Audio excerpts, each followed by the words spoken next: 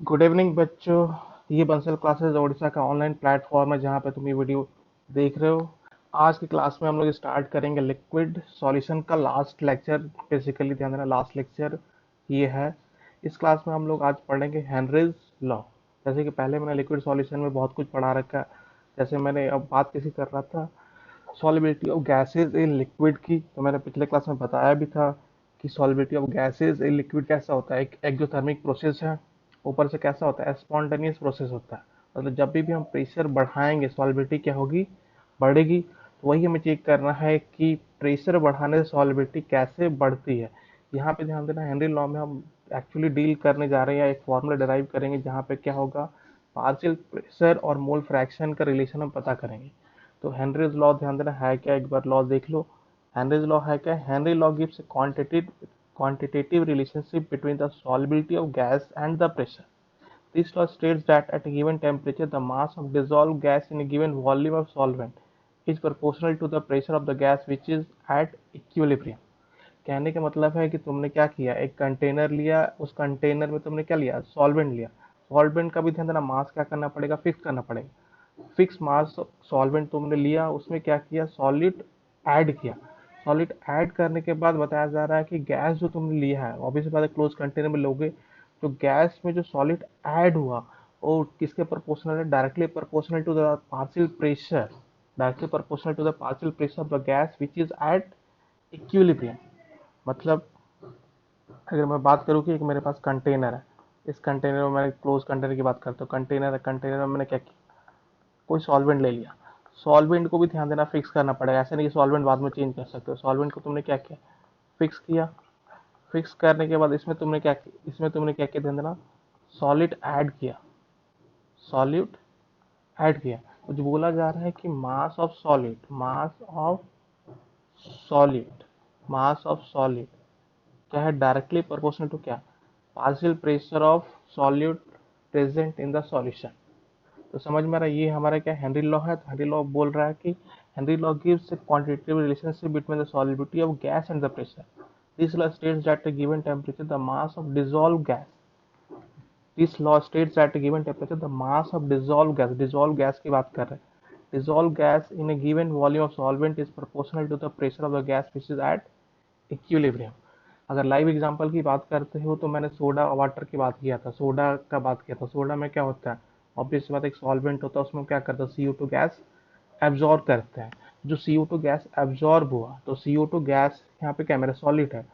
जो मास ध्यान देना CO2 का जो एब्जॉर्ब हुआ वो किसके प्रोपोर्शनल, ध्यान देना, partial pressure of CO2 present between solvent and gas. उस इक्विलिब्रियम में जो पार्शियल प्रेशर CO2 का होगा उसके इक्वल होगा। जैसे लिखा हुआ, if m is the mass of the solvent dissolved by unit volume of the solvent and the pressure of the gas at equilibrium with the solution is P, then according to Henry law m is directly proportional to क्या होगा, P। अब ध्यान देना, जैसे solvent है तो obvious सी बात है, जो इक्विलिब्रियम प्रेशर की बात कर रहे हैं, प्रेशर हुआ है, तो वही क्या लिखा हुआ, if m is the mass of the gas dissolved by unit volume of the solvent and the pressure of the gas at equilibrium with solution is P, then according to Henry law is क्या होगा, m is directly proportional to क्या होगा, P होगा। तो M is equal to क्या लिख सकते हैं, के पी। तो अभी पास मैंने बात किया कि ऑब्वियस सी बात है, जो गैस डिजोल्व होगा उसका मास क्या होगा, डायरेक्टली प्रोपोर्शनल टू क्या होगा, प्रेशर एट इक्विलिब्रियम होगा। तो M is directly proportional to, मतलब एम इज इक्वल टू क्या होगा, K P, where K is proportionality constant and depends upon nature of gas, nature of solvent, temperature, units of pressure. ध्यान रखिए कि क्या होता है प्रोपोर्शनल। ये अभी मैं हेनरी लॉ इसको नहीं, हेनरी लॉ डेरिवेशन नहीं किया है। हेनरी लॉ तो मोल फ्रैक्शन में आएगा, यहाँ पे मैंने हेनरी लॉ को इन टर्म्स ऑफ मास में डिफाइन किया है। तो यहाँ पे जो की है, की क्या ध्यान रहा है, एक प्रोपोर्शनलिटी कांस्टेंट है जो किस पे डिपेंड करता है, नेचर ऑफ गैस पे डिपेंड करेगा, नेचर ऑफ सॉल्वेंट पे डिपेंड करेगा, टेम्परेचर पे भी डिपेंड करेगा, यूनिट ऑफ प्रेशर पे भी डिपेंड करेगा। जैसे तुम लोग ग्राफ की बात करते हो, तो एम और पी में क्या वाई है, तो ऑब्वियस सी बात है ग्राफ कैसा हो जाएगा, एम और पी के बीच में ऐसा होगा, straight line passing through origin. अगर मैं नेचर ऑफ गैस की बात करता हूँ, तो नेचर ऑफ गैस में ध्यान देना, एम और पी की बात करते हैं, तो तीन लाइन ड्रॉ किया, ये मेरा O2 है, ये मेरा N2 और ये मेरा हीलियम। तुम देखो O2 N2, O2 है, N2 है और हीलियम है, सभी के सभी क्या है मेरे, कैसे गैस है, नॉन पोलर गैस है। और नॉन पोलर गैस है, ध्यान देना, तो कौन सा फोर्स काम कर रहा है, वेंडरवाल वेंडरवाल फोर्स काम कर रहा है, वेंडरवाल क्या फोर्स काम कर रहा है। और वेंडरवाल फोर्स तुमने पढ़ा है, ऑब्वियस सी बात है, मॉलिक्यूलर मास जितना ही ज्यादा होता है वेंडरवाल फोर्स क्या होगा उतना ही ज्यादा होगा, मतलब फोर्स सबसे ज्यादा किसमें होगा, O2 का ज्यादा होगा N2 से, N2 का ज्यादा होगा किससे, हीलियम से। तो ऑब्वियस सी बात है फोर्स ज्यादा है, तो फोर्स ज्यादा है तो सॉल्वेंट में डिजोल्व होने की टेंडेंसी भी क्या होगी, ज्यादा होगी। इसलिए ध्यान देना, अगर मैं ऐसे प्रेशर कांस्टेंट करता हूँ, इस लाइन पे मैंने प्रेशर कांस्टेंट कर दिया, तो मास किसका डिजोल्व ज्यादा है, O2 का मास ज्यादा डिजोल्व है, फिर N2 का मास है, और फिर क्या, हीलियम का। तो समझ में आ रहा है कि नेचर ऑफ गैस पे भी हमारा क्या करता है, के डिपेंड करता है। क्योंकि नेचर ऑफ गैस चेंज हुआ तो के की वैल्यू क्या होगी, चेंज होना स्टार्ट हो गया, मतलब स्लोप भी क्या हो गया, चेंज होना स्टार्ट हो गया। तो कि किस पे डिपेंड करेगा, नेचर ऑफ गैस पे डिपेंड करेगा, नेचर ऑफ सॉल्वेंट पे डिपेंड करेगा, टेम्परेचर पे भी डिपेंड करेगा, और यूनिट्स ऑफ प्रेशर पे भी डिपेंड करेगा। तो नेचर ऑफ गैस समझ में आ गया। अगर मैं यही बात करूँ नेचर ऑफ सॉल्वेंट का, तो ये हमारे क्या नॉन पोलर गैस है, यहाँ पे हमने क्या किया, वाटर में डिजोल्व किया। तो तुम सोचो वाटर में उसके, एक नॉन पोलर गैस को अगर पोलर सॉल्वेंट में डिजोल्व करेंगे तो उसकी डिजोल्व होने की टेंडेंसी कम होगी। अगर एक नॉन पोलर गैस को नॉन पोलर सॉल्वेंट डिजोल्व करेंगे तो ऑब्वियस सी बात है उसकी डिजोल्व होने की टेंडेंसी क्या होगी, ज़्यादा होगी। तो वहाँ पे m की वैल्यू ज़्यादा होगी, यहाँ पे m की वैल्यू क्या होगी, कम होगी। तो सॉल्वेंट चेंज होगा तो ऑब्वियस सी बात है हमारे k की वैल्यू भी क्या हो जाएगी, चेंज हो जाएगी। टेम्परेचर और यूनिट ऑफ प्रेशर की बात अभी यहाँ पे नहीं करेंगे, हम लोग आगे करेंगे। तो यहाँ पे समझ में आ रहा है, वेरिएशन लिखा हुआ, variation of some gases with equilibrium pressure, the variation of this depends upon nature of gas. तो दो तो समझा दिया। अब हम बात करते हैं हेनरी लॉ की, बात करते हैं वो, ध्यान देना Henry law in terms of mass था। मास में थोड़ा सा ध्यान रखना, जब भी तुम सॉल्वेंट लेते हो सॉल्वेंट भी क्या फिक्स लेना होता है। ऐसा नहीं कि एक जगह 1 लीटर ले लिया, एक जगह 2 लीटर ले लिया, एक जगह 3 लीटर ले लिया। तो जहाँ देना 1 लीटर 2 लीटर 3 लीटर लोगे तो ऑब्वियस बात है मास जो डिजोल्व होगा गैस का वो भी क्या होगा, चेंज होना स्टार्ट हो जाएगा। तो जब भी ध्यान देना M is directly proportional to P बोलते हैं, एम इज डायरेक्टली क्या बोलते हैं, M is directly proportional to P बोलते हैं। तो ये किसकी बात करते हैं, फॉर यूनिट, किसकी बात करते हैं ध्यान, for fixed mass of solvent, fixed mass of solvent. Then आज ये लिखा नहीं पा रहा, for fixed mass of solvent की बात करते हैं, for fixed mass of solvent, थोड़ा सा ध्यान देना, यहाँ लिखा नहीं पा रहा है, for fixed mass of solvent की बात करते हैं। तो यहाँ पे हेनरी लॉ मैंने डिफाइन किया है इन टर्म्स ऑफ एम और पी, जहाँ पे एम रिप्रेजेंट कर रहा था मास ऑफ गैस डिजोल्व, और पी रिप्रेजेंट करता है ध्यान देना प्रेशर एट इक्विलिब्रियम। अब हम लोग डिफाइन करने जा रहे हैं कि equilibrium pressure in the form of mole fraction, क्योंकि तुम्हारे बुक में दिया भी है, हेनरी लॉ किसी बुक में देखोगे तो हमेशा क्या किस फॉर्म में दिया रहता है, मोल फ्रैक्शन में ही दिया रहता है।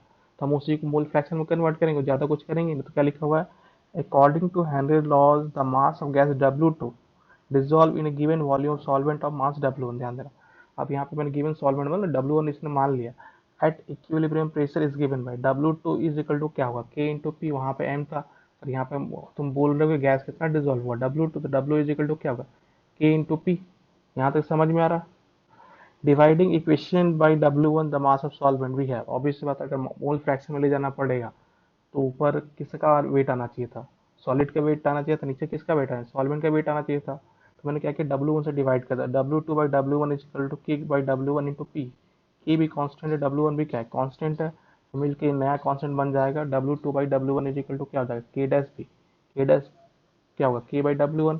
Dividing the two masses by their respective molar masses, क्योंकि मोल फ्रैक्शन चाहिए तो ध्यान देना मोल्स में कन्वर्ट करना पड़ेगा। तो W2 को मैंने N2 से डिवाइड कर दिया, W1 को मैंने M1 से डिवाइड कर दिया। जब डिवाइड करने के बाद यहाँ पे डिवाइड कर दिया W2 by MW2, W1 by MW1, और MW ऊपर चला जाएगा और MW2 यहाँ चला जाएगा। फिर ध्यान देना ये फिर से फिर तो क्या होगा, MW1 और MW2 भी क्या होता है, तुम्हारा कांस्टेंट ही होता है। तो फिर ये नया कांस्टेंट में कन्वर्ट हो जाएगा, K double dash P, K double dash P क्या होगा, K dash by MW1 by MW2। यहाँ तक समझ में आ रहा है। तो ये किस में कन्वर्ट हो जाएगा, N2 में, ये किस में कन्वर्ट हो जाएगा, N1। तुम्हारा फॉर्मूला क्या हो जाएगा, अभी डिराइव नहीं हो जाएगा, N2 by N1 is equal to क्या होगा, K W dash by P. तो इक्वेशन तुम्हारा क्या हो जाएगा, 3। अब हम बात करते हैं मोल fraction of gas in solution. Mole fraction X2 की बात करोगे तो N2 divide N1 plus N2। और जब भी तुम बात करते हो सोडा वाटर की बात करते हो तो जो गैस डिजोल्व होता है, ऑब्वियस सी बात है लिक्विड में गैस ज़्यादा डिजोल्व नहीं होता, और लिक्विड का अमाउंट क्या होता है, ज़्यादा। तुम देखो ना सोडा वाटर, सोडा वाटर में जो तुम सोडा लेते हो उसका अमाउंट ज़्यादा होता है, और गैस जो डिजोल्व होता है उसका अमाउंट क्या होता है, कम होता है। मतलब तुम्हारे लिए सॉल्वेंट ज़्यादा और सॉलिड क्या है, कम है।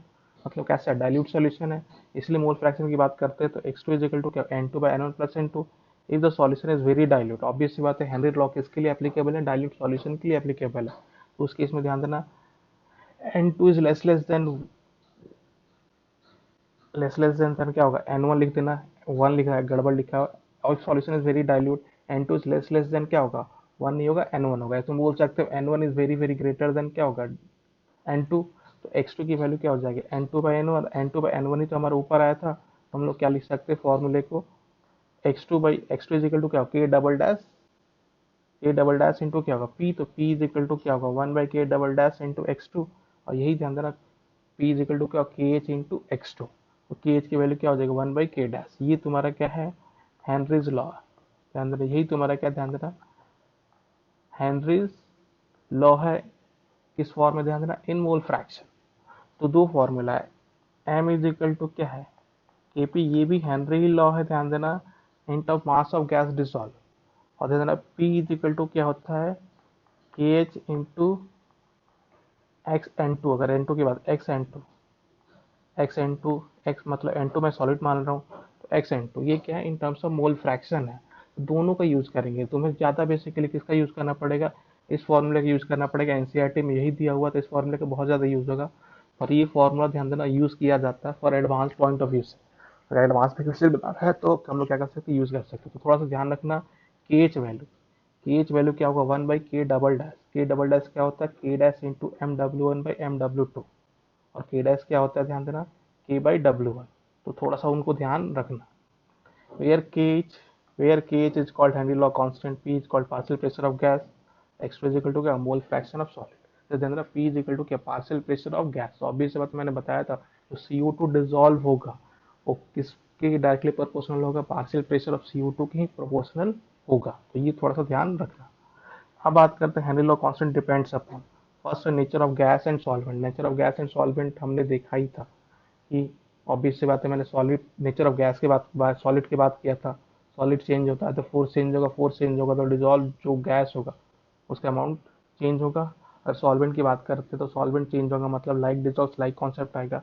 लिखा हुआ different gases have different KH value at same temperature. जैसे मान लो टेम्परेचर 293, तो O2 का दिया हुआ 34.86, N2 का कितना दिया हुआ 76.48 किलो बार। इधर के एच वैल्यू है। आप थोड़ा सा ध्यान देना, तुम कंफ्यूज हो जाओगे यहाँ पे। थोड़ा सा मैं इसको बढ़ाता हूँ। अब O2 और N2 है, ये किसकी बात कर रहा है, के एच की बात कर रहा है। के एच ऑफ O2 हो और के एच ऑफ N2 है। अभी तुम बोलोगे सर O2 और N2 में O2 का ज्यादा आता, तुम देखो ना partial pressure is equal to क्या होगा के एच इंटू क्या होगा एक्स होगा। अगर N2 का केस ज्यादा है, केच ज्यादा है, तो पार्शियल प्रेशर में तो कोई फर्क पड़ेगा, केच नहीं, केच ज्यादा होगा तो मोल फ्रैक्शन क्या होगा, कम होगा। मोल फ्रैक्शन कम होगा तो सॉल्बिलिटी भी क्या होगी, कम होगी। तो सॉल्बिलिटी की बात करें, वहां पे एम की बात की तो किसके लिए ज्यादा आया था, O2 is greater than N2। M जो आया था फॉर फिक्स प्रेशर के लिए या फिक्स टेम्परेचर के लिए, तुमने बोला O2 का ज्यादा आया था N2 से, यहाँ भी तो वही आ रहा है। हम यहाँ पे किसकी बात कर रहे हैं, कि एच की बात कर रहे हैं, ध्यान देना। तो के एच ऑब्वियस सी बात है O2 और N2, सॉल्बिलिटी किसकी ज्यादा, O2 की सॉल्बिलिटी ज्यादा है तो के एच वैल्यू क्या होगी उसकी, कम होगी। कम क्यों होगी, कि इस फॉर्मूले को मेंटेन करना। P is directly proportional to क्या हो के एच इंटू एक्स। तुम पार्शियल प्रेशर में कोई चेंज नहीं कर रहे हो, के एच वैल्यू जितनी ज्यादा होगी एक्स की वैल्यू क्या होगी उतनी कम होगी। तो समझ में आ रहा, nature of gas and solvent लिखा हुआ different gases have different KH value at same temperature. ये पॉइंट समझ में आ गया। Second point temperature, on increasing temperature generally KH increases. ध्यान देना टेम्परेचर इंक्रीज करेगा तो हमेशा क्या होगा, केच इंक्रीज करेगा। केच इंक्रीज क्यों करेगा, ये कॉन्सेप्ट इसलिए ध्यान देना, पी इज इक्वल टू अभी हमने पढ़ा क्या होता है, के एच इंटू क्या होता है एक्स होता है। और हमें पता है, ध्यान देना, अगर मैं प्रेशर बढ़ाऊंगा, सॉरी टेम्परेचर, प्रेशर नहीं टेम्परेचर बढ़ाऊंगा, अगर मैं टेम्परेचर बढ़ाऊंगा तो ऑब्वियस सी बात है जो गैस लिक्विड में डिजॉल्व होगा कैसा, और एक्सोथर्मिक क्या सॉल्विटी क्या होगी, कम होगी। अगर सॉल्विटी कम हो गया, प्रेशर पे कोई फर्क नहीं पड़ रहा, तो केज वैल्यू क्या होगा, हमेशा इंक्रीज होगा। इसलिए लिखा हुआ on increasing temperature generally KH increases, मतलब टेम्परेचर इंक्रीज होगा तो केच इंक्रीज होगा, केच इंक्रीज होगा तो सॉल्विटी क्या होगी, कम होगी। तो वही लिखा हुआ है पी इज इक्वल टू के एच, तो एक्स इज इक्वल टू क्या हो P/KH। अगर केच बढ़ रहा सॉलिबिलिटी क्या होगी, कम होगी। ये समझ में आ रहा है कि मैंने बोला था केच किस पे डिपेंड करेगा, नेचर ऑफ गैस पे डिपेंड करेगा, नेचर ऑफ सॉल्वेंट पे डिपेंड करेगा, टेम्परेचर पे भी डिपेंड करेगा, यूनिट ऑफ प्रेशर पे भी डिपेंड करेगा। यूनिट ऑफ प्रेशर पे कैसे डिपेंड करता है, ध्यान देना, अभी किसी बुक में मुझे मिला नहीं है, बस मैंने लिंक देखा हुआ है किसी बुक में कि था। अब जब मिलेगा तो मैं तुम्हें बताऊंगा, पर नेचर ऑफ गैस तो सभी को समझ में आ रहा है। और गैस का ध्यान देना, मैंने O2 N2 और हीलियम में एक्सप्लेन कर दिया कि गैस के कैसे नेचर पर डिपेंड करेगा। दूसरा सॉल्वेंट का भी मैंने बता दिया, और टेम्परेचर का तुम्हें साफ दिख रहा है, टेम्परेचर जो बढ़ता है, टेम्परेचर बढ़ेगा तो केएच वैल्यू क्या होगा, घटेगा। ये हो जाएगा। अब एक नोट करके है, Henry law is applicable only for highly dilute solution. ये हमेशा ध्यान रखना। हेनरी लॉ किसके लिए एप्लीकेबल होगा, हाईली डाइल्यूट सॉल्यूशन के लिए एप्लीकेबल होगा। और दूसरा ध्यान देना, हेनरी लॉ उस सॉल्यूशन के एप्लीकेबल नहीं होगा जहाँ पे सॉल्वेंट और सॉलिड इंटरेक्ट करते हो। तो gas should not chemically react with solvent और dissociate in a solvent in order to obey Henry's law. तो दो नोट है जो इंपॉर्टेंट तुमको ध्यान रखोगे। ध्यान किसको रखना है कि पहला है कि Henry law is only applicable for highly dilute solution. Highly dilute solution के लिए बात करते हो तो ऑब्वियस से बात है, जो मोल्स ऑफ सॉलिड और मोल्स ऑफ सॉल्वेंट वो किस में कन्वर्ट हो जाएगा, मोल्स ऑफ सॉल्वेंट में कन्वर्ट हो जाएगा। दोनों को ऐड करेंगे तो घुमा फिरा के हमें क्या मिल रहा है, मोल्स ऑफ सॉल्वेंट ही मिल रहा है। उसको मैं अभी न्यूमेरिकली एक्सप्लेन करूंगा। दूसरा क्या है, जो सॉलिड और सॉल्वेंट कभी भी इंटरेक्ट नहीं करने चाहिए। जैसे इसमें क्वेश्चन एक दिया हुआ है, ये तुम्हारा एनसीईआरटी का क्वेश्चन है। If N2 gas is bubbled through water at 293 Kelvin, how many millimoles of gas would dissolve in water 1 liter? Assume that N2 exerts a pressure of 0.987 bar. Given kH value at 293 is this. तो हम लोग use करते हैं P is equal to के H into x. तो अभी सी बात है, मैंने बोला था P भी क्या होता है, गैस का ही पार्शियल प्रेशर होता है, और x क्या होता है, ध्यान देना, मोल फ्रैक्शन ऑफ गैस होता है। P N two is equal to क्या हो, K H into X N two. तो पी एन टू यहाँ दिया हुआ और के एच यहाँ दिया हुआ, तो तुम क्या निकालोगे, X N two is equal to क्या होगा, पी। बस ये ध्यान रखना, पी जो है बार में है, के एच क्या किलो बार में, तो उसको बार में कन्वर्ट कर दोगे तो एक्स एन टू कितना हो जाएगा, 1.29 इंटू 10⁻⁵। मतलब मोल fraction of N2 gas in 1 litre कितना हो जाएगा, 1.29 इंटू 10⁻⁵। और मोल फ्रैक्शन की बात नहीं कर रहा हूँ, मोल्स की बात कर रहा है। मतलब तुम क्या लिखोगे मोल फ्रैक्शन को, moles of N2 by moles of N2 plus moles of water, 1.29 into 10⁻⁵। और मोल्स ऑफ वाटर, ध्यान, मैंने बोला था अभी, moles of solid plus moles of solvent किस में कन्वर्ट हो जाएगा, क्योंकि हेनरी लॉ एप्लीकेबल किसके लिए होता है, हाईली डाइल्यूट सॉल्यूशन के लिए एप्लीकेबल है। तो moles of solid plus moles of solvent किस में कन्वर्ट हो जाएगा, मोल्स ऑफ सॉल्वेंट में, मतलब किस में कन्वर्ट हो जाएगा, मोल्स ऑफ वाटर। और 1 लीटर दिया हुआ है तो मैं क्या कर सकता हूँ, 1 लीटर में कितना था, 1000 होता है, 1000/18। तो क्या करो, 55.55 से मल्टीप्लाई कर दो, तो कितना आ जाएगा, 0.716 मोल। तो समझ में आ रहा है, इस टाइप के हेनरी लॉ क्वेश्चन में कुछ नहीं करना होता, सिंपल मोल फ्रैक्शन निकालना होता है। मोल फ्रैक्शन निकाल दिया, पी इज इक्वल टू के एच इंटू एक्स, प्रेशर भी दिया रहेगा, के एच भी दिया रहेगा, मोल फ्रैक्शन निकाल लोगे। जैसे ही मोल फ्रैक्शन आएगा वो अब तुमसे पूछेगा, मोल्स ऑफ गैस पूछेगा, तो उसमें बस वही है कि मोल फ्रैक्शन को तुम क्या करो, moles of gas divide by क्या होगा, moles of gas plus moles of solvent. और नीचे moles of gas plus moles of solvent किसके इक्वल हो जाएगा, मोल्स ऑफ गैस के इक्वल हो जाएगा, फिर सॉल्व कर लो। हमेशा सॉल्वेंट के बारे में इंफॉर्मेशन दिया ही रहेगा। नेक्स्ट है, Henry law constant for the solubility of N2 gas in water is this. Henry law constant मतलब केज वैल्यू दिया हुआ, the mole fraction of N2 in air is 0.6, the number of moles of N2 from air dissolve in 10 moles of water at 298 kelvin and 5 temperature. बोला जा रहा है कि Henry law constant KH value कितना है, cage value दिया हुआ है 1 इंटू 10⁻⁻6, केज वैल्यू ध्यान देना 1 इंटू 10⁻⁻5 दिया हुआ है। मोल fraction of N2 in air दिया हुआ है, ध्यान देना, मोल फ्रैक्शन एयर में दिया हुआ है, उस सॉल्यूशन में नहीं दिया हुआ है, जो तुम गैस डिजोल्व कर रहे हो उसमें नहीं दिया हुआ है। मोल फ्रैक्शन इन एयर दिया हुआ है N2 का 0.6, और एयर का प्रेशर 5 atm है। तो पार्शियल प्रेशर ऑफ N2 क्या होगा, simple mole fraction into P total. मैंने पार्शियल प्रेशर ऑफ N2 निकाल लिया। जैसे ही पार्शियल प्रेशर ऑफ N2 आ जाएगा, मैं फॉर्मूला लगा दूंगा, P N two is equal to क्या होगा, के एच एक्स एन टू। यहाँ से मैं क्या करूँगा, एक्स एन टू निकाल लूंगा, एक्स एन टू निकाल लूंगा, और वाटर कितने मोल्स है, 10 है, तो एक्स एन टू क्या होगा, moles of N2 by moles of water. क्या करेंगे हम, सिंपल सॉल्व कर लेंगे। तो यहाँ पे कुछ याद, थोड़ा सा उसको आगे बढ़ा दिया, तो आगे इन द सेंस कि वहाँ पे तुम्हें डायरेक्टली ये फॉर्मूला यूज करा है। पार्शियल प्रेशर ऑफ, ध्यान देना, गैस दिया था, यहाँ पे पार्शियल प्रेशर ऑफ गैस नहीं दिया, बोला जा रहा है कि एयर का प्रेशर कितना 5 atm है, और मोल फ्रैक्शन N2 कितना 0.6 है। मैंने पार्शियल प्रेशर ऑफ N2 निकाल के फॉर्मूला पुट कर दिया, ये हो जाएगा। नेक्स्ट थोड़ा सा और डिफरेंट टाइप का जो एडवांस लेवल पे क्वेश्चन होता है, जैसे मैंने बोला था M is equal to K into P.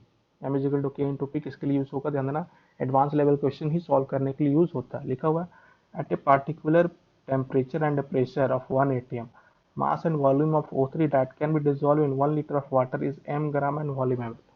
बोला जा रहा है कि जैसे तुम 1 लीटर वाटर लेते हो, उसमें O3 जो डिजोल्व होता है उसका मास m ग्राम है, और वॉल्यूम कितना V ml है, और उसका प्रेशर कितना, ध्यान देना, 1 atm।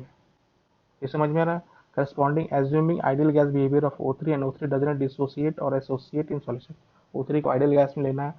Calculate the mass of O3 dissolve in 2 litre of water eight same temperature and pressure of 5 atm। अब बोल रहा है ध्यान देना, वहाँ प्रेशर 1 atm था, पर यहाँ पे इसने क्या किया, वाटर का भी ध्यान देना वॉल्यूम चेंज कर दिया, मतलब सॉल्वेंट को फिक्स नहीं किया, सॉल्वेंट को इसने चेंज कर दिया और प्रेशर को भी चेंज कर दिया। इसको सॉल्व करने का तरीका क्या है कि ध्यान देना हमें क्या क्या इन्फॉर्मेशन था। पहले प्रेशर 1 atm था, मास ऑफ O3 m ग्राम है, वॉल्यूम ऑफ O3 VmL है, वॉल्यूम ऑफ H2 कितना, 1 लीटर। वॉल्यूम ऑफ H2 का हमारा पीवी टू एनआरटी यूज करेंगे, उसमें तो यूज होगा नहीं। यहाँ प्रेशर कितना 5 atm, MO3 ध्यान देना हमें नहीं पता, VO3 नहीं पता, वॉल्यूम ऑफ H2 कितना 2 लीटर है। तो मैं सिंपल क्या करूँगा, पीवी टू एनआरटी यूज करूँगा। पीवी टू एनआरटी यूज करने जाऊँगा तो O3 पे मैं पीवी टू एनआरटी यूज कर सकता हूँ। आर और टी तो क्या कांस्टेंट है, पी और वी होगा एन होगा, तो PV by N is equal to क्या कांस्टेंट होगा, और एन भी हटा दे, मोलर मास भी हटा दे, तो P1 क्या हो जाएगा, P1 V1 by M1 is equal to क्या P2 V2 बाई M2। फिर ध्यान रखना N1 बाई N2 लिखूंगा, पर molar mass in the end दोनों का सेम ही है तो कैंसिल आउट हो जाएगा। तो प्रेशर कितना था 1 atm, वॉल्यूम कितना था V, और M कितना था M1 कितना था M ग्राम था O3 का इनिशियली। प्रेशर कितना था 5, VO3 कितना था निकालना नहीं पता, MO3 कितना निकालना। तो है कि यहाँ पे एक ही क्वेश्चन है और दो अननोन है, VO3 और MO3। VO3 और MO3 कैलकुलेट करने के लिए हम लोग पहले पीछे जाते हैं। तो एक ही क्वेश्चन है, दो अननोन है, दोनों कैलकुलेट नहीं कर सकते, तो अब हम फॉर्मूला लगाएंगे M इजिकल टू क्या हुआ K into P. M is equal to क्या K इंटू पी। तो M ग्राम डिजोल्व हुआ था, M ग्राम डिजोल्व इसमें क्या होगा M इंटू K इंटू 1। अब थोड़ा सा ध्यान रखना है, 1 लीटर में M ग्राम, तो 2 लीटर में क्या होगा M ग्राम। जैसे दो जैसा लिखा गया 1 लीटर में, वहाँ पे 1 लीटर वाटर में M ग्राम था। अब पूछ रहा 2 लीटर में कितना होगा, तो 1 लीटर में M ग्राम होगा, तो वहाँ 2 लीटर में भी क्या होगा M ग्राम, तो उसको उतना ही M ग्राम, जैसे मान लो कैपिटल M मान सकते हैं M ग्राम, तो 1 लीटर उसको बनाएंगे तो क्या हो जाएगा M/2। वहाँ पे 1 लीटर वाटर में M gram of O3 dissolve हो रहा है। अब 2 लीटर की बात करेंगे तो वही तो डिजोल्व होगा ना, तो क्या वो 2 लीटर में भी क्या होगा M ग्राम O3 डिजोल्व होगा, तो इसको 1 लीटर में कन्वर्ट करेंगे तो 1 लीटर में कितना हो जाएगा M/2 ग्राम। अब हम बस फॉर्मूले पुट कर देंगे, M is equal to K into P होता है, तो M की वैल्यू तो सिंपल M है, M यूज कर ले जो यहाँ पे M था, M K इंटू पी। अब यहाँ पे क्या होगा M/2, यहाँ पे क्या होता है M/2 इंटू क्या होगा K इंटू पी। MO3 यहाँ पे कितना हो जाएगा 10/M। यहाँ पे जैसे तुम इसको बोल सकते हो कि यहाँ पे सर मैं कैपिटल एम यूज कर लो, सॉरी स्मॉल एम ना यूज करो, कैपिटल एम यूज कर लो। जैसे 1 लीटर में ध्यान देना वहां पे M ग्राम था, यहाँ पे 2 लीटर में हम लोग मान लेते हैं कि कैपिटल M ग्राम डिजोल्व हो रहा है, तो 1 लीटर में कितना हो जाएगा M/2 हो जाएगा। 1 लीटर में कितना हो जाएगा M/2, कैपिटल M/2। इसको चेंज कर लेना ध्यान देना, 2 लीटर में M ग्राम है, तो 1 लीटर में कितना हो जाएगा M/2 ग्राम होगा। तो यहाँ पे इनिशियल कंडीशन में M इजिकल टू के पे होता है, तो M K/1, यहाँ क्या होगा M/2 K/5। अगर दोनों को डिवाइड करेंगे तो MO3 कितना हो जाएगा 10 ग्राम। जैसे MO3 यहाँ पे आएगा, यहाँ से VO3 भी आ जाएगा। तो यहाँ पे है क्या कि तुम्हें क्या यूज करना था M इजिकल टू K/F। जब भी ध्यान देना सॉल्वेंट चेंज होगा, तुम दोनों की यूनिट, जैसे वहां पे 1 लीटर था इधर 2 लीटर था, तुम कैलकुलेशन क्या करो, वहां पे 1 लीटर को 1 ही लीटर रहने दो, यहाँ का यहाँ पे 2 लीटर में मान लो कि कैपिटल M ग्राम क्या हुआ O3 डिजोल्व हुआ, कैपिटल M ग्राम O3 डिजोल्व हुआ, तो 1 लीटर में कितना होगा कैपिटल M/2 ग्राम डिजोल्व होगा, हो जाएगा। तो VO3 हमारा आ जाएगा। अब बात करते हैं limitation of Henry law. Limitation of Henry law भी थोड़ा ध्यान रखना, बोर्ड पॉइंट ऑफ व्यू से इंपॉर्टेंट हो सकता है। Partial gas partial pressure of gas, partial pressure of gas is not high. तो भी जो गैस होता है उसका प्रेशर बहुत ज़्यादा हाई नहीं होना चाहिए। Temperature is not high, temperature भी हाई नहीं होना चाहिए। गैस भी बहुत ज़्यादा डिजोल्व नहीं होना चाहिए, gas should not be highly soluble in water. चौथा, gas should not undergo any reaction with solvent and association और डिसोसिएशन विद द सॉल्वेंट। तो लिमिटेशन थोड़ा सा ध्यान रखना कि जो प्रेशर टेम्परेचर है बहुत ज़्यादा हाई नहीं हो, और जो गैस यूज़ कर रहे हो बहुत ज़्यादा सॉल्युबल नहीं हो। तो इतना बहुत ज़्यादा सॉल्युबल होगा तो उस केस में तुम डाइल्यूट सॉल्यूशन नहीं मान सकते। और प्रेशर बढ़ाएंगे तो ऑब्वियस सी बात है गैस क्या आपको बहुत ज़्यादा डिजोल्व होगा। प्रेशर भी हाई नहीं होना चाहिए और टेम्परेचर हाई हो गया तो ऑब्वियस सी बात है डिजोल्व भी नहीं होगा। तो चारों पॉइंट समझ में आ रहा है। अब हम बात करते हैं application of Henry's law. Application of Henry's law, तो वही सोडा वाटर पहला है, solubility of CO2 in cold drinks. Second है aquatic life is more comfortable in cold water. हम मैंने पहले ही बताया था थोड़ा सा कि एक हॉट वाटर होता है और एक क्या होता है, कोल्ड वाटर होता है।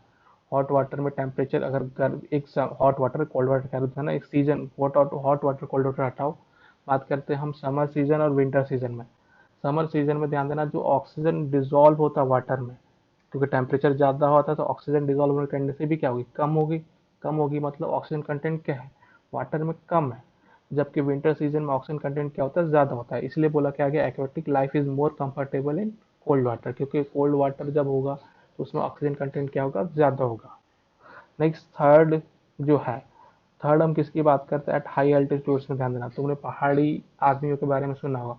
पहाड़ी आदमियों के बारे में सुना होगा कि वो लोग बहुत मेहनती होते हैं, पर उनका ध्यान देना, तुम बोलते हो कि वो दिमाग उतने तेज नहीं होते। ध्यान देना, उतना तेज नहीं होता।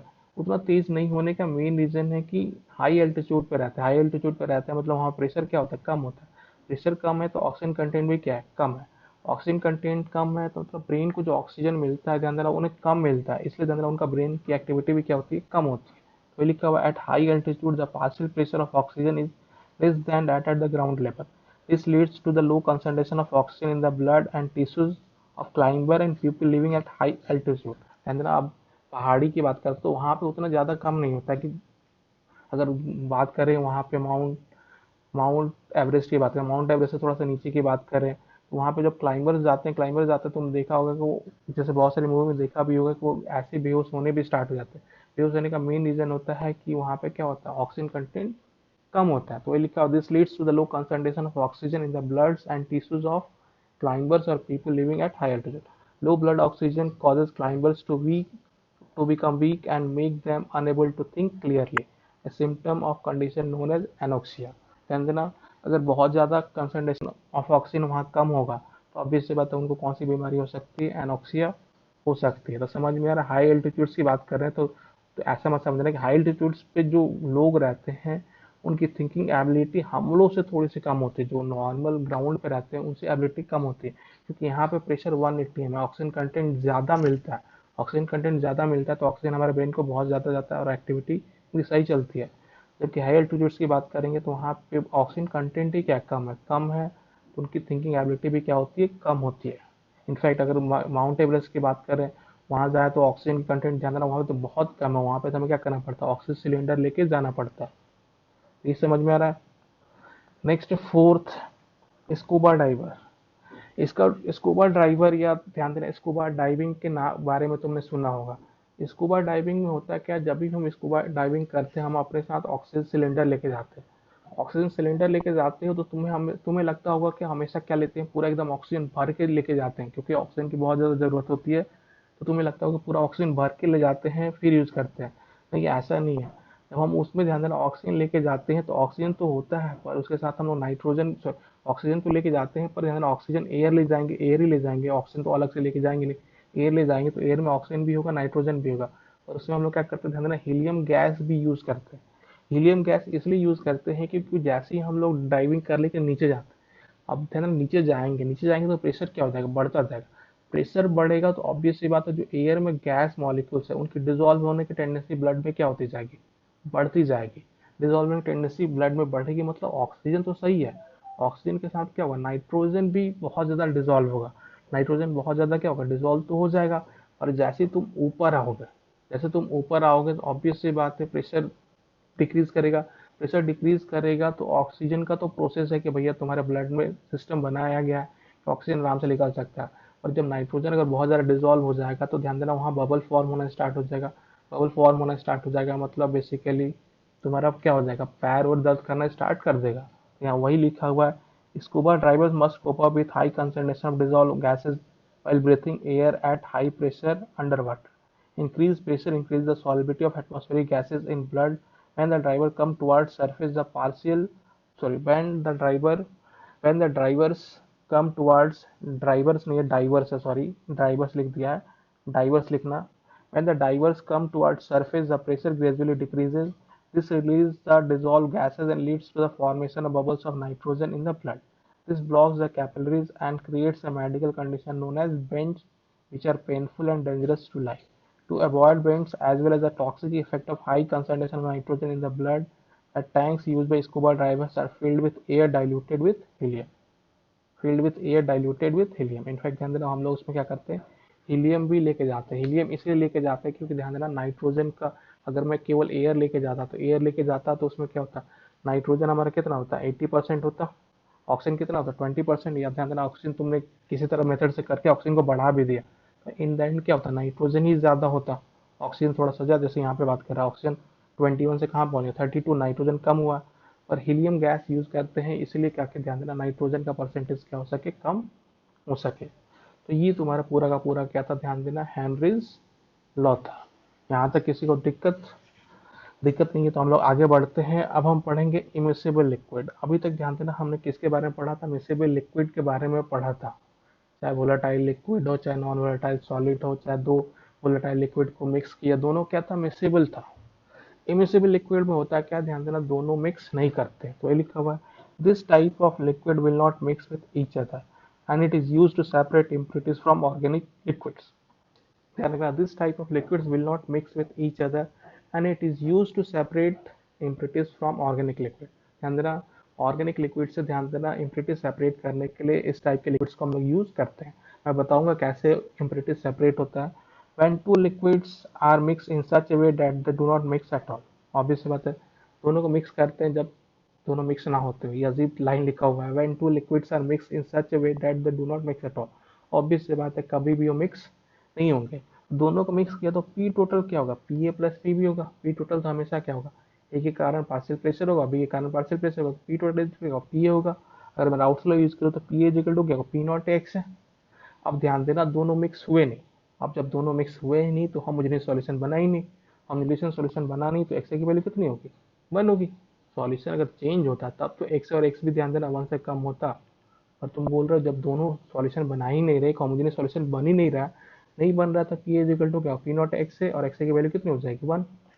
तो पी इज इक्वल टू किस में कन्वर्ट हो जाएगा, पी नॉट है। P B is equal to क्या, P naught B X P, फिर एक्स बी की वैल्यू कितनी हो जाएगी 1 हो जाएगी। तो P B is equal to क्या, पी नॉट बी। तो ये पॉइंट समझ में आ रहा है कि actually P A is equal to यहाँ पे क्या होगा, P not A, P B is equal to क्या होगा, पी नॉट बी होगा। यहाँ पे रीजन है क्या, फॉर्मूला तो वही लगा, P is equal to P not a X है, वही फॉर्मूला लगेगा। पर तुम ही सोचो कि ए और बी दोनों मिक्स होता तब तो एक सॉल्यूशन बनता, तब तो वहाँ मोल फ्रैक्शन डिफाइन होता। जब सॉल्यूशन बना ही नहीं तो मोल फ्रैक्शन क्यों डिफाइन होगा। ए का कांस्टेंट ए का जो है कभी चेंज हुआ ही नहीं, बी का भी चेंज हुआ ही नहीं, मतलब ए जितना पहले था बाद में उतना ही है, बी जितना पहले पहले उसमें भी तो होता तो उसमें भी सेम ही था, पर वहाँ पे एक सॉल्यूशन बनता था और कंसल्टेंट टर्म डिफाइन होता था।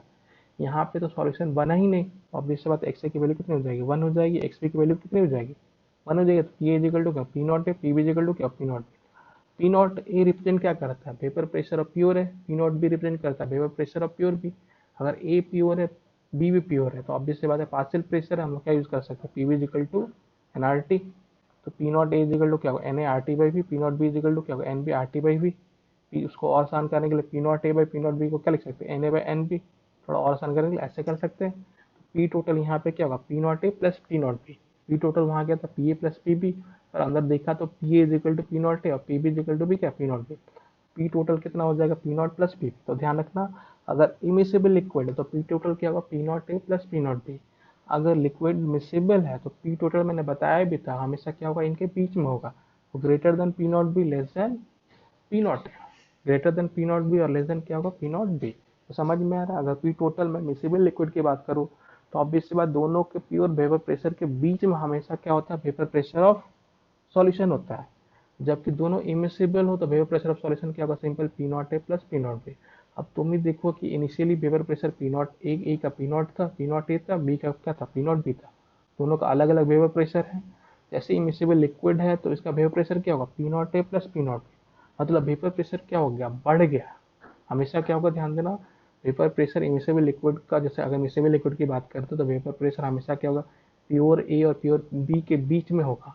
जबकि इमिसिबल लिक्विड होगा तो क्या होगा, उन दोनों का सम होगा, प्योर ए का vapour pressure plus pure B का वेपर प्रेशर के सम होगा। तो अगर दोनों के सम होगा तो हमेशा वेपर प्रेशर ऑफ जो होगा, टोटल वेपर प्रेशर क्या होगा, हमेशा pure vapour pressure of A और pure vapour pressure of B से क्या होगा, हमेशा ज्यादा होगा। वेपर प्रेशर ज्यादा होगा तो बॉइलिंग पॉइंट क्या होगा, कम होगा। बॉइलिंग पॉइंट कम होगा मतलब अब जो सॉल्यूशन तुमने बनाया है इमिसिबल लिक्विड का सॉल्यूशन इमिसिबल लिक्विड को दोनों मिक्स करके एक सॉल्यूशन बनाया जो है तुमने, नो डाउट ध्यान देना होमोजेनियस नहीं है, पर जो सॉल्यूशन तुमने बनाया है उसका वेपर प्रेशर क्या ज़्यादा हो गया, मतलब बॉइलिंग पॉइंट क्या हो गया, कम हो गया, बॉइलिंग पॉइंट दोनों का कम हो गया, तो ऑब्वियसली बात हम क्या कर सकते हैं, आराम से बॉयल करके इम्प्योरिटीज बाहर कर सकते हैं।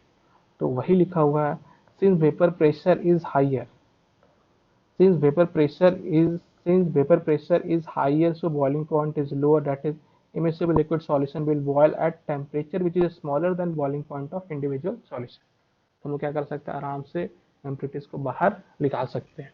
तो समझ में आ रहा है, इमिसिबल लिक्विड का सॉल्यूशन इसलिए बनाया जाता है ताकि हम लोग ऑर्गेनिक सॉल्यूशन में क्या कर सकें, इम्प्योरिटीज को बाहर निकाल सकें। इमिसिबल लिक्विड का सॉल्यूशन का हमेशा ध्यान रखना, पी टोटल क्या होता है, P not A plus P naught B, मतलब जितने भी तुमने यूज किए हैं सभी का सम होता है, जबकि पी टोटल क्या होगा, P not A plus P naught B, जब मिसेबल लिक्विड होता है तो ऑब्वियसली बात क्या होगा, इनके बीच में होगा।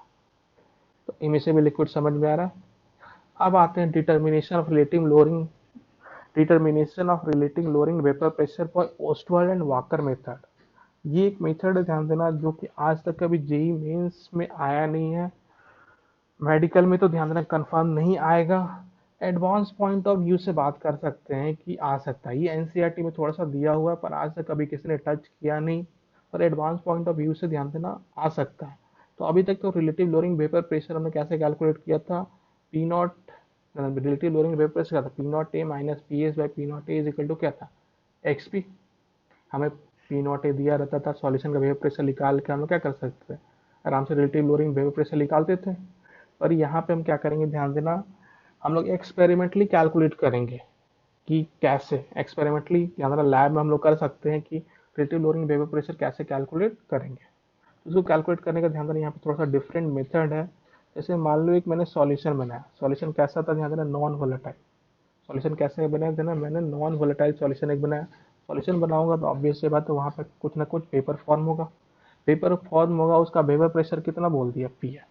नॉन वोलेटाइल सॉल्यूशन में जो पेपर फॉर्म होता है उसको हम तो पी ही बोलते हैं। तो समझ में आ रहा है, एक सॉल्यूशन बनाया, उसका पेपर फॉर्म हुआ, वेपर प्रेशर मैंने क्या बोल दिया, पी है।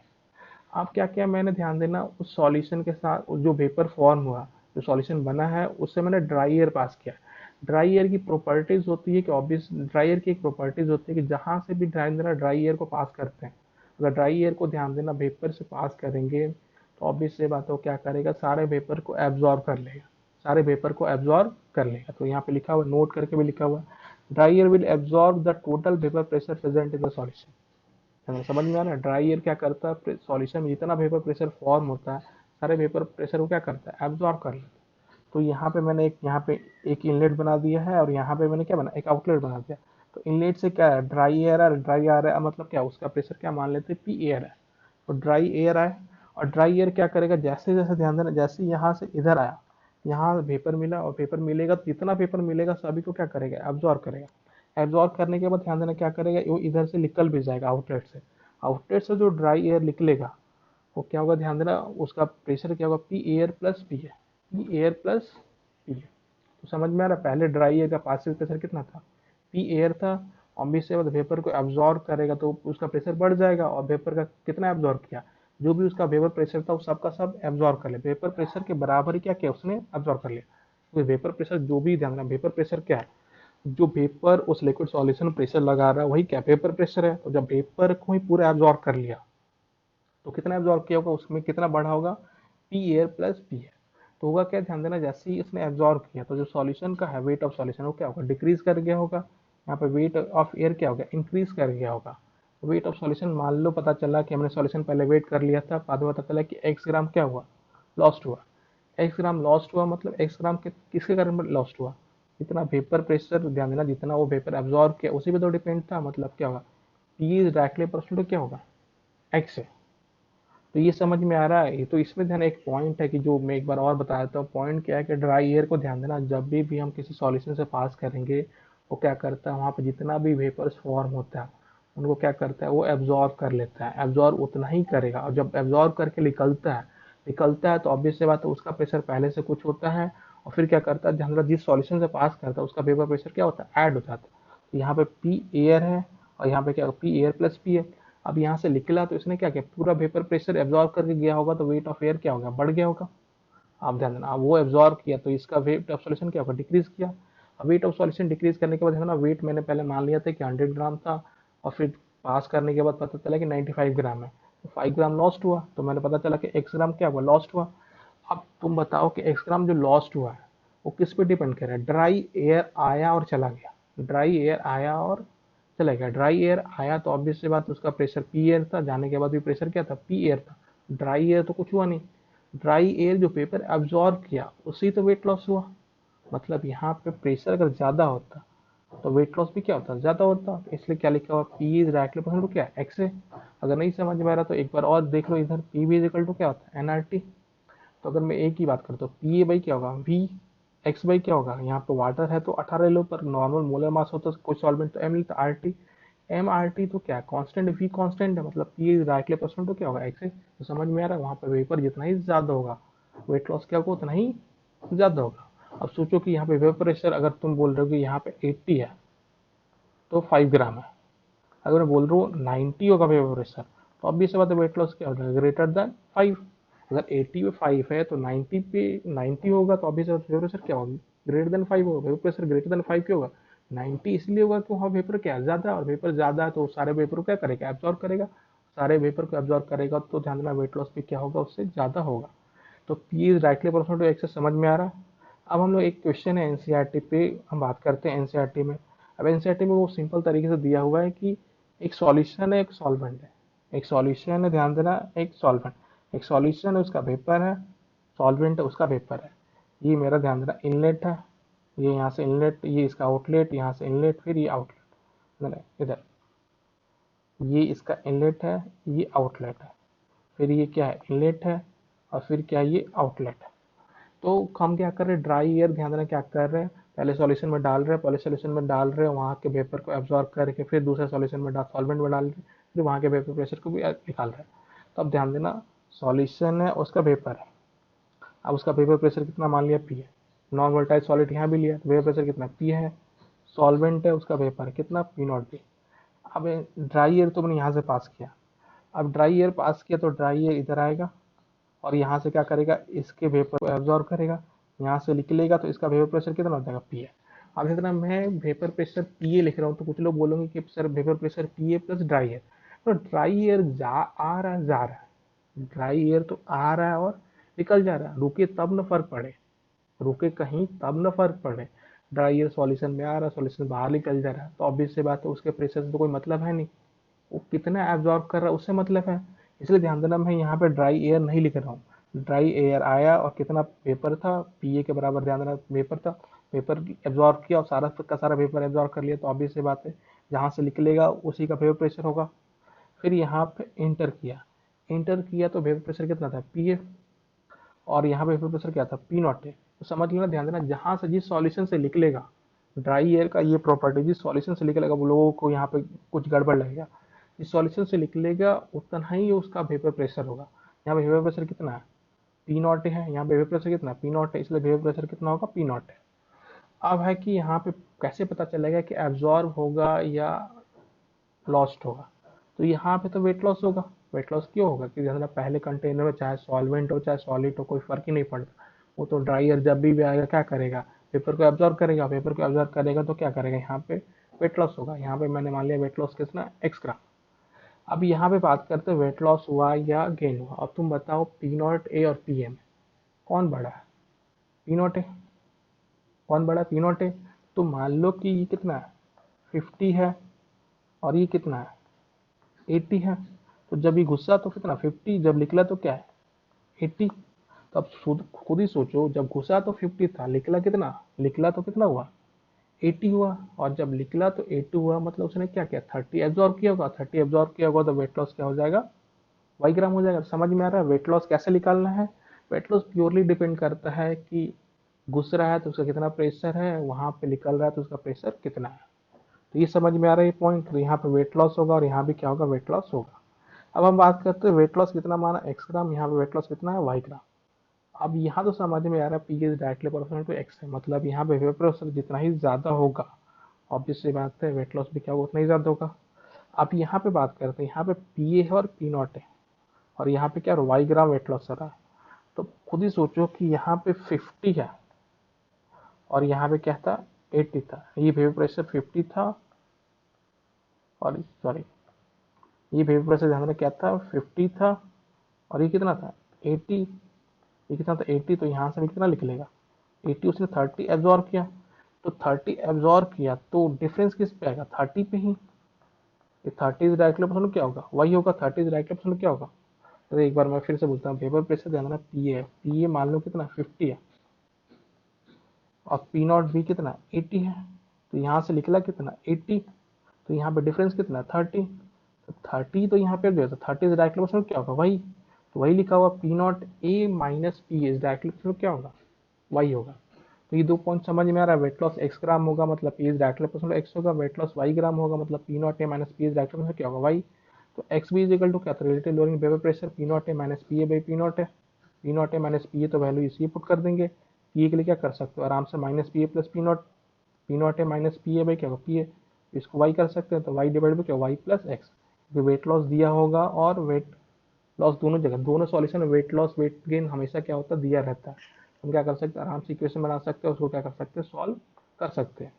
अब है क्या, प्रोपोर्शनलिटी कांस्टेंट विल भी कैंसिल आउट। कुछ लोग ध्यान रखेंगे sir, proportionality P is right में एक्स से है, मतलब कुछ बोलेंगे sir P is equal to K लिखते हैं, के लिखोगे तो इन द एंड क्या होगा, कैंसिल आउट हो जाएगा। तो ये पॉइंट समझ में आ रहा है, खासकर ये पॉइंट कि P not a minus P is rightly proportional why कैसे हो गया, तो समझ में आ रहा है। अगर पहला सॉल्यूशन है, अगर कोई सॉल्यूशन हो चाहे सॉल्वेंट हो, अगर पहले में इंटर कर गया, पहले में इंटर करेगा तो हमेशा क्या करेगा, वो वेट लॉस ही करेगा, क्योंकि ड्राइयर हमेशा क्या करेगा, वेपर को एब्जॉर्ब करेगा। और दूसरे सॉल्यूशन में डिपेंड करता है कि उसका प्रेशर ज़्यादा है, उसका प्रेशर ज़्यादा है तब तो वेट गेन करेगा, सॉरी वेट लॉस होगा। उसका प्रेशर अगर ज़्यादा है तो उसे क्या करेगा, वहाँ पे जाके वो प्रेशर को एब्जॉर्ब करेगा, तो वहाँ वेट लॉस होगा। अगर उसका प्रेशर कम है, जिसमें घुस रहा है, प्रेशर कम है, तो ऑब्वियस सी बात है क्या करेगा, वो पेपर को छोड़ेगा, लूज करेगा, पेपर को लूज करेगा, तो वहाँ पे क्या होगा, ध्यान देना, वेट लॉस नहीं होगा, उसका वेट गेन होगा। तो आगे वाले क्वेश्चन में वेट लॉस वेट गेन आने वाला भी है। जैसे एक वेरिएशन करके कुछ ऐसे दे देता है कि एक सॉल्वेंट है, एक सॉल्यूशन है। अगर यहाँ से मैंने ड्राई एयर पास कर दिया, यहाँ से निकाल दिया, यहाँ पे डिहाइड्रेटिंग एजेंट यूज किया। डिहाइड्रेटिंग एजेंट कहने का मतलब कि जो मॉइस्चर को एब्जॉर्ब करता है। तो अब खुद ही देखो कैसे इसको सॉल्व करते हैं। अब थोड़ा सा देने का तरीका इसने बदल दिया। सॉल्वेंट है तो वेपर प्रेशर क्या होगा, पी नॉट है।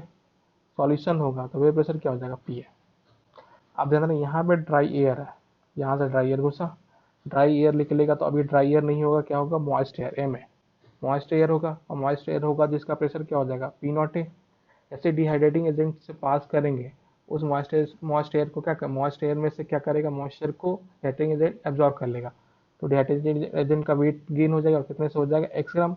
जैसे यहाँ से निकलेगा उसका पेपर प्रेशर क्या हो जाएगा, फिर से जीरो हो जाएगा। मैं ड्राई एयर की बात ही नहीं कर रहा हूँ, ड्राई एयर तो ऑब्वियस बात निकल गया, तो उसको मैं मान लिया कि उसकी बात नहीं कर रहा है। तो फिर से हमारा प्रेशर यहाँ पे अगर घुसा तो जीरो था, निकला तो क्या था, पी नॉट है। फिर जब एब्जॉर्ब कर लेगा तो फिर क्या हो जाएगा, जीरो किस में कन्वर्ट हो जाएगा, ड्राई एयर में। ड्राई एयर फिर घुसा यहाँ पे, फिर क्या बन के निकला, M A moist air. Moist air का प्रेशर कितना हो जाएगा, पी नॉट ए, फिर क्या हो जाएगा, जीरो। तो अब देखो यहाँ पे वेट गेन एक्स ग्राम हुआ, और यहाँ पे वेट गेन क्या हो गया, वाई ग्राम। और डी ए रिप्रेजेंट कर रहा है ड्राई एयर को, एम ए रिप्रेजेंट कर रहा है मॉइस्ट एयर को। तो ये तुम्हें कहानी समझ में आ रहा है कि ड्राई एयर, बस सिंपल लॉजिक बार बार मैं बोल रहा हूँ कि ड्राई एयर जब भी ध्यान देना किसी सॉल्यूशन से पास करेगा, वो क्या करेगा, मॉइस्ट जो भी सॉल्वेंट है, सॉल्वेंट जो भी सॉल्वेंट है, जो भी हमारा वेपर प्रेशर है, वो सारे वेपर को क्या करेगा, एब्जॉर्ब कर लेगा। और उसका वेपर प्रेशर जब बाहर निकलेगा वो किसके इक्वल होगा, उस सॉल्यूशन या सॉल्वेंट का जो वेपर प्रेशर होगा उसके इक्वल होगा। तो यहाँ से क्या लिख सकते हैं, P not is directly proportional x है, जो डिहाइड्रेटिंग एजेंट है, ऑब्वियस सी बात है, पी नॉट जितना ज़्यादा होगा एक्स से भी क्या होगा, उतना ही ज़्यादा होगा। यहाँ पर पी जितना ज़्यादा होगा वाई ए भी क्या होगा, उतना ही ज़्यादा होगा। पी डायरेक्ट क्या होगा, वाई ए। तो रिलेटिव लॉरिंग प्रोपोर्शन क्या, P not a minus P A by P not a, x minus y by क्या होगा, एक्स। दिया रहता है तो हम लोग क्या करते हैं, सॉल्व कर लेते हैं। अब क्वेश्चन नंबर 2 में ध्यान देना क्या बोल रहा है कि बीच में डिहाइड्रेटिंग एजेंट इसने यूज़ नहीं किया। तो यहाँ से ड्राई एयर, यहाँ से वेपर प्रेशर पी नॉट निकला, सॉल्वेंट है, यहाँ घुसा P not A, P A of dehydrating agent. तो अब ध्यान देना, अब सॉल्यूशन के बारे में दिया हुआ है। तो मैंने बोला सॉल्यूशन में तो जब भी ड्राई एयर पास होगा इनिशियली फर्स्ट में तो वेट लॉस ही होगा, तो वेट लॉस क्या हो जाएगा, एक्स ग्राम। अब यहाँ पे पी नॉट ए है, पर जब यहाँ से निकाल रहे तो क्या पी है, तुम्हें पता है ये बड़ा है और ये छोटा है, ये बड़ा है, ध्यान देना, पी नॉट ए बड़ा है और पी ए क्या छोटा है, पी नॉट ए बड़ा है और पी ए छोटा है, तो ऑब्वियस सी बात है उसने क्या किया होगा, अपना वेपर लूज किया होगा। वेपर लूज किया होगा तो सॉल्यूशन में क्या होगा, वेपर लूज होगा। और यहाँ पे ध्यान देना, यहाँ पे सॉल्यूशन में वेपर लूज होगा, पर इसकी बात नहीं कर रहा है, वो डिहाइड्रेटिंग एजेंट की बात कर रहा है। तो डिहाइड्रेटिंग एजेंट कितना गेन किया, 1 ग्राम। तो 1 ग्राम है तो मतलब यहाँ क्या लिख सकते हैं, P not is directly option में क्या होगा, एक्स है, पी इज इक्वल टू क्या होगा, वाई ए, ये हो जाएगा। अब यही पे क्वेश्चन है कि ज़्यादा यहाँ वेट गेन है, पर यहाँ पे क्या, तो ध्यान देना यहाँ भी क्या होता है, वेट गेन ही होता है। यहाँ भी क्या होता है, अगर मैं सॉल्यूशन की बात करूँ तो क्या हो जाएगा, वेट गेन ही हो जाएगा। तो बस तुम्हें देखना है, और ध्यान देना कुछ नहीं देख, बस तुम्हें देखना है कि वेपर प्रेशर और जो वेट गेन और वेट लॉस हो रहा है उनमें कैसा रिलेशन है। तो एक जनरल टर्म होता है कि अगर फर्स्ट सॉल्यूशन है तो वेपर प्रेशर हमेशा क्या होगा, एब्जॉर्ब होगा, मतलब हमेशा क्या होगा, सॉल्यूशन का वेट लॉस होगा। अगर पहले सॉल्यूशन की बात करें तो वेपर हमेशा ड्राई एयर है, चाहे सॉल्यूशन से पास करो चाहे सॉल्वेंट से पास करो, वो हमेशा क्या करेगा, एब्जॉर्ब ही करेगा, हमेशा क्या करेगा, एब्जॉर्ब ही करेगा। एब्जॉर्ब करेगा तो उस केस में सॉल्यूशन का हमेशा क्या होगा, वेट लॉस होगा। सेकेंड, ध्यान देना, वेपर एब्जॉर्ब भी कर सकता है और लूज भी कर सकता है। वेपर एब्जॉर्ब भी कर सकता है, लूज भी कर सकता है। एब्जॉर्ब करेगा तो लॉस होगा, लूज करेगा तो गेन होगा। समझ में आ रहा, सेकेंड में वेपर प्रेशर एब्जॉर्ब भी हो सकता है, लूज भी हो सकता है। एब्जॉर्ब होगा तो लॉस होगा, वेट लॉस होगा, और लूज होगा तो ध्यान सॉल्यूशन का गेन होगा। आप खुद ही सोचो, एब्जॉर्ब कब होगा, एब्जॉर्ब तब होगा जब प्रेशर फर्स्ट और प्रेशर सेकंड हो। तो सेकंड का प्रेशर क्या हो, ज़्यादा हो, तो सेकंड का प्रेशर ज़्यादा है तब एब्जॉर्ब होगा, एब्जॉर्ब होगा तब वेट लॉस होगा सॉल्यूशन का। लूज कब होगा, जब उल्टा हो, फर्स्ट का प्रेशर ज़्यादा और सेकंड का प्रेशर क्या हो, कम हो। मतलब पहले केस की बात करें कि एक से निकला तो 50 था, दूसरे में घुसा तो 100 था, तो वहाँ पर उसने क्या किया, वेपर को एब्जॉर्ब किया, क्योंकि वहां से निकलेगा तो 100 ही निकलेगा, मतलब उसने क्या किया, वेपर को एब्जॉर्ब किया। वेपर को एब्जॉर्ब किया तो सॉल्यूशन क्या हो गया, सॉल्यूशन का वेट लॉस हो गया। यूज कब करेगा कि पहले 100 और बाद में 50, तो वहां पे जाएगा तो क्या करेगा, वहां से तो 50 लिख लेगा, मतलब उसने 50 क्या किया, लूज करेगा, वहां पे लूज करेगा तो वेट सॉल्यूशन क्या हो जाएगा, गेन होना स्टार्ट हो जाएगा। अब क्वेश्चन थर्ड में है कि जनरल C1 C2 के फॉर्म में भी हो सकता है, C1 C2 के केस में भी हो सकता है। तो केस फर्स्ट लेता हूँ, C2 ग्रेटर देन C1।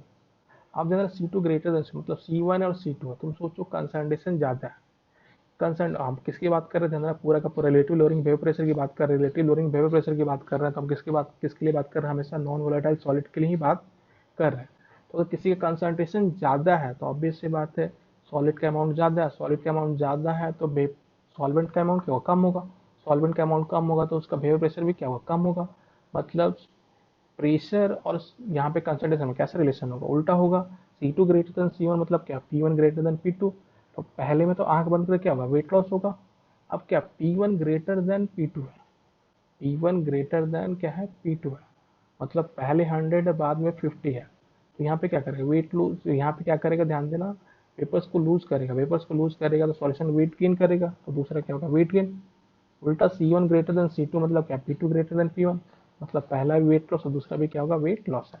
तो समझ में आ रहा है, कंसंट्रेशन में दिया हुआ है तो बस तुम ऐसे सोचो कि कंसंट्रेशन ज़्यादा है मतलब सॉलिड का कंसंट्रेशन ज़्यादा है, तो सॉलिड का अमाउंट ज़्यादा है मतलब सॉल्वेंट का अमाउंट क्या कम है। सॉल्वेंट का अमाउंट कम है तो ऑब्वियस सी बात है, वहाँ पे जो टोटल प्रेशर होगा वो क्या होगा, कम होगा, क्योंकि हम किसकी बात कर रहे हैं, नॉन वोलेटाइल सॉलिड की ही बात कर रहे हैं। जैसे यहाँ पे क्वेश्चन है भी, dry air is slowly passed through three solutions of different concentration C1, C2, C3, each containing non-volatile NaCl as solute and water as solvent, as shown in figure. If the vessel 2 gains weight and the vessel 3 loses weight, then पूछ रहा option 4 दिया हुआ उनमें से क्या होगा। तो हम बात करते हैं, ध्यान देना, पहला सॉल्यूशन के बारे में दिया नहीं है, दूसरा सॉल्यूशन तीसरे सॉल्यूशन की बात कर रहा है। तो पहला सॉल्यूशन तो मैंने बताया रखा है, वेट लॉस ही होगा, तो पहला सॉल्यूशन वेट लॉस है, पहले सॉल्यूशन में वेट लॉस है, दूसरे सॉल्यूशन में वेट गेन है, तीसरे सॉल्यूशन में क्या है, वेट लॉस है।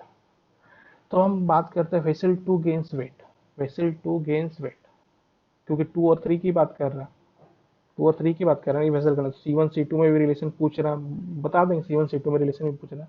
वेसल टू गेन्स वेट की बात कर रहा है, वेसल टू वेट गेन कर रहा है। वेसल टू गेन वेट कब करेगा, ध्यान देना, जब 2 का वेपर प्रेशर कम हो और 1 का ज़्यादा हो, मतलब P1 is greater than P2, P1 is greater than P2, P1 is greater than P2 मतलब C2 is greater than C1, C2 is greater than C1, ये मस्त ऑप्शन सही है। Vessel 3 loses weight, vessel 3 loses weight, vessel 3 lose weight करेगा, ध्यान देना, lose weight करेगा, weight lose करेगा, वेसल 3 वेट लूज करेगा। वेसल 3 वेट लूज तभी करेगा जब, ध्यान देना, P3 is greater than P2, मतलब बाद वाले का प्रेशर क्या ज़्यादा हो, बाद वाले का प्रेशर ज़्यादा है तभी लूज करता है। P3 is greater than P2 मतलब C2 is greater than C3। तो ऑप्शन क्या हो जाएगा डी। और जनरल वेसल वन जो है वेट लूज करेगा, वहाँ पे तो कोई कंडीशन बनता ही नहीं है, वेट वन तो वेट लूज हमेशा करता ही है। इस समझ में ऐसे क्वेश्चन हम सॉल्व कर सकते हैं। नेक्स्ट एक और numerical, dry air was shown through bubbles containing a solution of 40 gram of urea and 300 gram of water। Dry air ध्यान देना was drawn through bulbs, bulbs बोलते थे ना। Dry air was dry air was drawn through bulbs containing a solution of 40 gram of urea and 300 gram of water, then through bulbs containing pure water at the same temperature, and finally through a tube in which pumice moistened with a strong H2SO4 was kept. The water bulbs lost 0.870 gram and the sulfuric acid tube gained 2.036 gram. Calculate the molecular weight of urea। अगर bulb बोल रहा है, bulb बोल रहा है मतलब थोड़ा सा इंपॉर्टेंट है कि H2SO4 क्या है। H2SO4 एक डिहाइड्रेटिंग एजेंट है। H2SO4 क्या है कि स्ट्रॉन्ग डिहाइड्रेटिंग एजेंट है, और ये क्या करता है ध्यान देना, वाटर हमेशा रिमूव करता है। जैसे H2C2O4 है, ऑक्जेलिक एसिड है, क्या कर सकता है H2SO4 एक मोल वाटर निकाल सकता है, तो एक मोल इसने वाटर निकाल दिया CO प्लस CO2। एक्चुअली इस रिएक्शन को रट लेना, ये जेई में आया भी था। समझ में आ रहा है H2SO4 क्या है कि स्ट्रॉन्ग डिहाइड्रेटिंग एजेंट है। जहाँ भी उसको मौका मिलेगा पानी निकालने का तो क्या करेगा ध्यान देना, किसी भी कंपाउंड से पानी रिमूव कर देगा। जैसे सुक्रोज की बात करते हैं C12H22O11, H2SO4 की बात करते हैं तो क्या कर सकते हैं 11 H2 मॉलिक्यूल रिमूव कर सकता है, तो 11 H2 मॉलिक्यूल क्या क्या रिमूव कर दिया और 12 कार्बन ब्लैक फॉर्म कर दिया। तो समझ में आ रहा है H2SO4 क्या करता है कि स्ट्रॉन्ग डिहाइड्रेटिंग एजेंट होता है और हमेशा क्या करता है वाटर को रिमूव करता है भाई। क्या था वो क्या करता है मॉइस्चर को ध्यान देना एब्जॉर्ब कर लेता है। तो अब हम क्वेश्चन पे आ जाते हैं। क्या लिखा हो गया है कि हमने एक सॉल्यूशन बनाया 40 ग्राम ऑफ यूरिया और 300 ग्राम ऑफ वाटर। इसका वेपर प्रेशर कुछ ना कुछ होगा, तो यहाँ से मैंने क्या किया ड्राई एयर पास किया। तो ड्राई एयर का मैंने पहले ही बता रखा है कि वहाँ का उसका प्रेशर को मेंटेन नहीं करता, उसका प्रेशर मैटर नहीं करता। प्रेशर मैटर इसलिए नहीं आता करता क्योंकि वो आ रहा है और निकल जा रहा है, निकल जा रहा है तो उसका जो गैस है कुछ टेम्परेचर हम तो चेंज कर नहीं रहे तो कोई प्रेशर पे फर्क पड़ेगा नहीं। तो यहाँ से क्या निकलेगा पी ए। फिर जब यहाँ पे घुसेगा तो प्योर वाटर में घुस रहा है तो यहाँ पे क्या निकलेगा पी नॉट है। फिर ध्यान H2SO से पास किया तो यहाँ पे वेट लॉस हो रहा है ध्यान, यहाँ तो क्या होगा वेट लॉस होगा। यहाँ पी और पी नॉट है, पी नॉट है ग्रेटर देन पी ए होता है तो क्या होगा यहाँ भी क्या होगा वेट लॉस होगा। और यहाँ पे P not A is directly क्या 2.3036, क्योंकि ध्यान H2SO जब पास कर रहे हैं तो वेट लॉस कितना हो रहा है 2.036 ग्राम हो रहा है, मतलब P not A is directly percent क्या होगा 2.036। नेक्स्ट है ध्यान देना जो प्योर वाटर में वेट लॉस हुआ है उसमें क्या लिखा हुआ है 0.087, मतलब P not a minus P A is directly 0.087। Relative lowering vapour pressure निकालेंगे, क्या निकालेंगे P not a minus P S divide by क्या होगा पी नॉट ए। आराम से ये फॉर्मूला लिख सकते हैं, ये फॉर्मूला लगा देंगे सिंपल था relative lowering in vapour pressure. देख लो आर एल बी पी की बात करते हैं तो फॉर्मूला क्या हो जाएगा P not a minus P A by P naught है। तो इसके बदले तो मैं क्या यूज़ कर दूंगा 2.36 और पी नॉट ए के बराबर किसका यूज़ कर दूंगा सॉरी सॉरी इसके लिए तो मैं ये यूज़ कर लूँगा पी नॉट ए के लिए क्या लिख दूंगा 2.036 आराम से फॉर्मूला लगा दूंगा। तो फॉर्मूला आ जाएगा मतलब ये किसके इक्वल हो जाएगा एक्स बी। और एक्स बी के लिए क्या लिख सकते हो आराम से मोल्स डिवाइडेड बाई यूरिया के मोल्स, यूरिया के मोल्स प्लस वाटर के मोल्स। तो यहाँ क्या कर सकते हैं आराम से मोलर मास ऑफ निकाल सकते हैं यूरिया का। यूरिया का मोलर मास कितना आ गया 53.56 के अंदर एमएससी 60 होता है और यहाँ पे कैलकुलेट किया तो कितना आएगा 53.76 आया। तो ये तुम्हारा पूरा का पूरा लिक्विड सॉल्यूशन था। आज लिक्विड सॉल्यूशन तुम्हारा कंप्लीट हो गया। अगले क्लास से हम लोग स्टार्ट करेंगे सॉलिड स्टेट। चलो ठीक है बाय, अगले क्लास में मिलते हैं।